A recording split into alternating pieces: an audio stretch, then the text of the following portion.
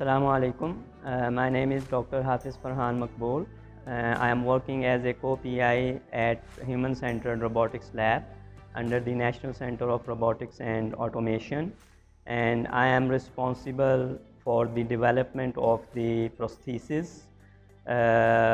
Number of people are undergoing these lower limb amputation due to several diseases or trauma or diabetes. So the solution to those amputations actually is the development of these prosthetic devices. So in this lab, we are going to develop a low-cost solution to such devices, and in this context, we are mainly focusing on the prosthetic knee, prosthetic ankle foot, and combination of these transfemoral amputees.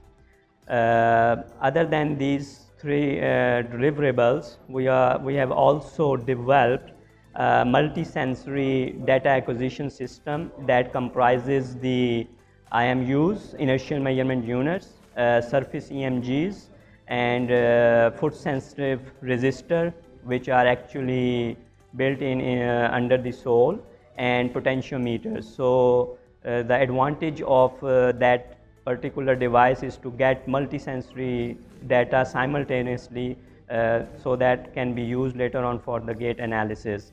So now I am actually will let you know a brief overview of the 3D printed device which we have developed in this lab, the prosthetic ankle foot. So this is one of the prototype which we have developed at this lab. This is known as the prosthetic ankle foot, and it has major components such as this foot itself.